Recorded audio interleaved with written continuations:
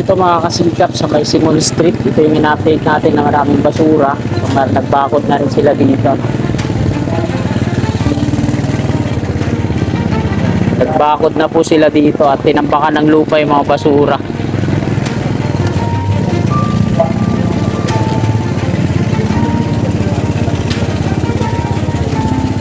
At ito naman yung patungo doon. So may mga ano na, ready na para bakuran. Diyan yung mga workers na yun. So dito din ako nasita ng nakaraan. Ako tayo at huwag tayo magtagal. Nainit tayo dito.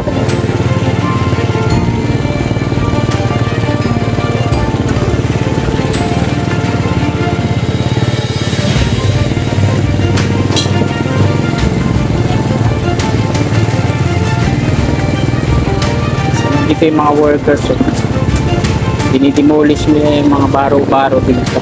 Sinimulan ko to, walang naniniwala sa paligid ko. Magandang umaga Luzon, Visayas, Mindanao at maging sa mga kababayan natin on abroad. Magandang umaga po sa inyong lahat. Nandito po tayo sa kabahan ng Simon Street at mag-update po tayo dito sa NLEX Connector at sa NCR. Titingnan natin kung ano na yung progress. So ngayon ay araw ng Biyernes, ika-10 ng Mayo tong 2024 at ika-8 na po ng umaga. So huwag na po natin patagalin to mga kasikap. Tara, let's go!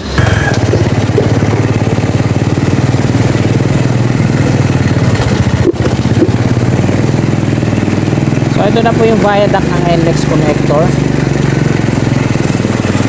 At kabilaan, meron na yung mga precast compound wall with concrete foundation. Pader. Ito.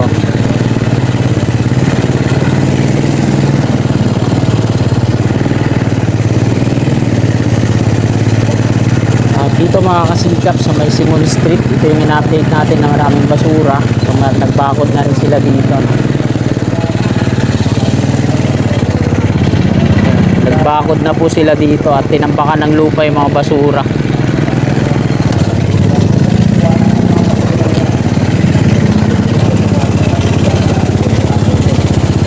At ito naman yung patungo doon. So may mga ano na, ready na para bakuran. Andiyan yung mga workers na yun. So dito din ako nasita ng nakaraan. Ako tayo at huwag tayo magtagal. Nainit tayo dito.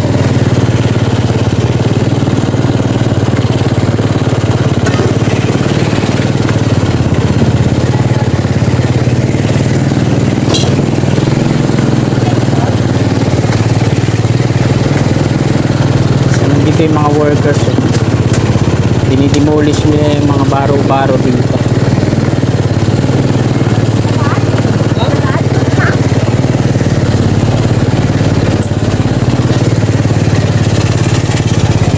So ayan mga kasikap, ito yung dito nilagyan na nila ng palatandaan, tali, tapos patungo doon yung mga kabahayan na yan, ayan, na inihahanda na nila para sa demolition. Ito, kung titingnan natin, ito yung kabahan ng Algeciras Street. Ito yung dito sa kaliwa natin, pagpatungo tayo doon sa Dimasalang, ayan yung matatapyasan ng 2 metro. Tapos yung nandito naman sa kanan natin, yung kabahayan na yan patungo doon sa may Simon Street, ayan yung madidemolish. At eto nga, nilagyan na nila ng caution, tali, hanggang doon na po yun, diretso. Yung nasa gitna dito yung maunang clearing nila. So wala naman tarpaulin na nakalagay dito, pero itong mga puno na to na pwede pang mailipat, mga earth bowling po ito, ano, patungo doon. So andyan yung mga workers, yan, DMCI. Yan, DMCI po yung contractor na gumagawa dito. May equipment sila doon na naglilinis. Yan, nakita na ako ng gwardiya. Alis na tayo.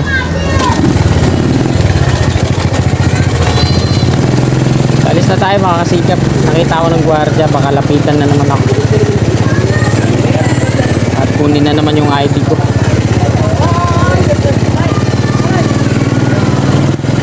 May outpost na rin ang gwardiya dyan. At hanggang dito, may caution na rin. Yan, palatandaan. At kiniklearing na nila yung mga basura dyan. Tapos yung mga nandyan dyan sa loob, yung mga nakatira ng mga dwellers.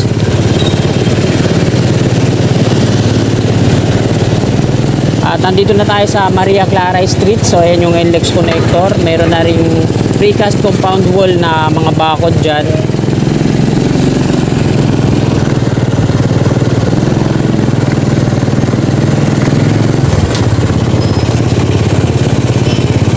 Ayan dyan sa loob.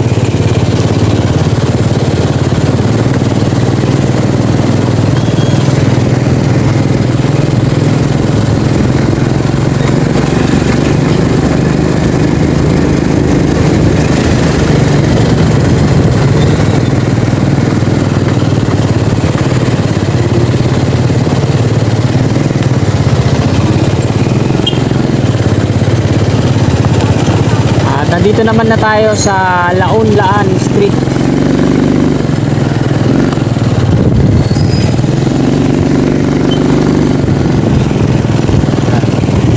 Ito naman yung lagay dito sa Laon-Laan Street. So wala pang fencing na ginagawa doon. Maliban doon sa dapitan, ano? Talagang nandun sila. Full blast sila doon.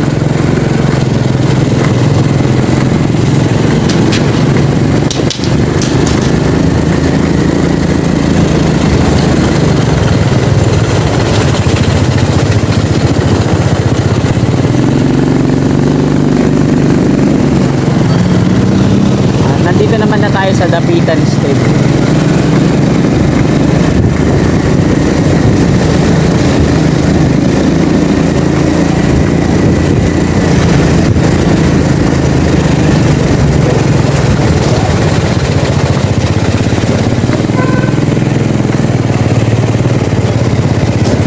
At ayan naman sa unahan yung Kalubkub Bridge. Ayan, ginagawa din po yung Kalubkub Bridge dyan. At P. Margal na po ito. Dito sa P. Margal, so wala pang fencing na ginagawa dito. Ito yung right of way ng NSCR. At ganun din sa kabila. Ayan yung off-ramp patungo dito sa Espanya. So wala pang fencing na ginagawa dito. Ayan mga kasika po. So walang bantay ngayon dito. Kaya karoon tayo ng pagkakataon. Mula dito mga kasikap, ayan yung Kalubkub Bridge na yan. Dito naman ang Espanya Station. Dito itatayo ang Espanya Station sa bakante na to hanggang dun sa palabas ng Espanya Boulevard. Pero hindi na makakalabas, no? Meron na rin silang outpost dito at inuunti-unti nang linisin yung part na to. Dito na ako kakanan mga kasikap. Hindi na tayo didiretso doon kasi mag-u-turn din naman ako dito. May bantay palang gwardiya doon sa may Florentino Street at nakatingin sa atin. Siguro kanina pa tayo tinitingnan doon sa bandang P. Margal.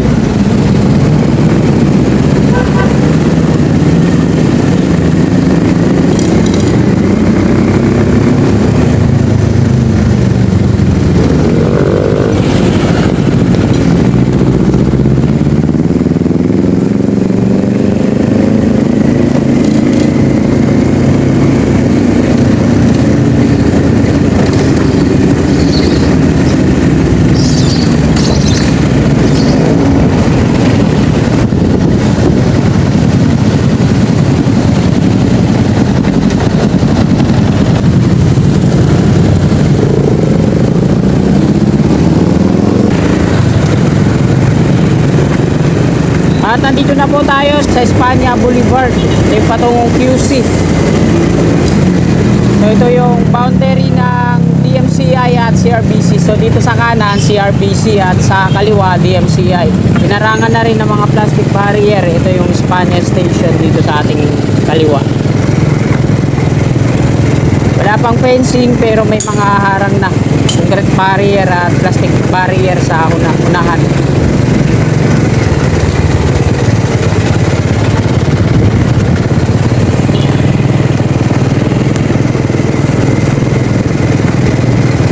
Nandito na po tayo sa SH Loyola Street.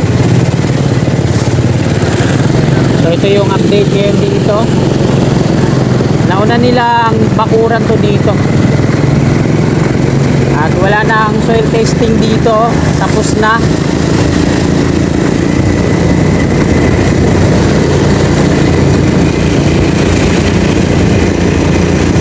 Andito na yung soil testing nila. Pardo Street na po tayo. At ito yung lagay ngayon dito sa Pahardo Street.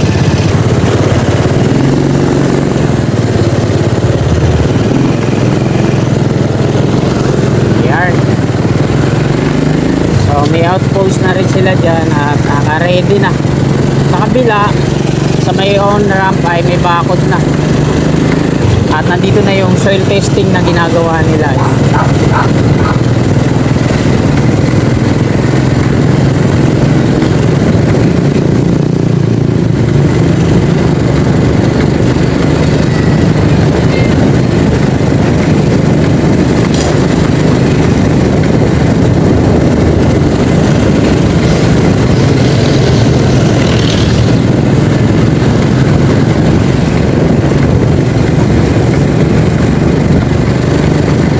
Maliwalas na dito, no?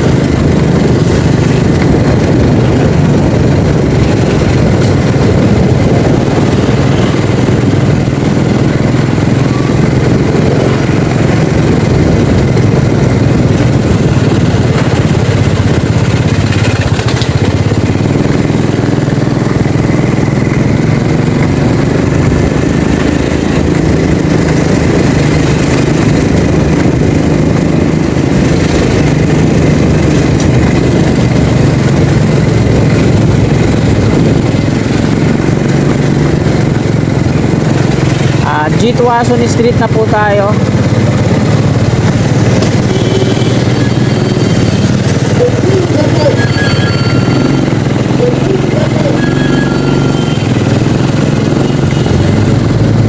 So dito sa G. Tuason Street, ito na po yung update.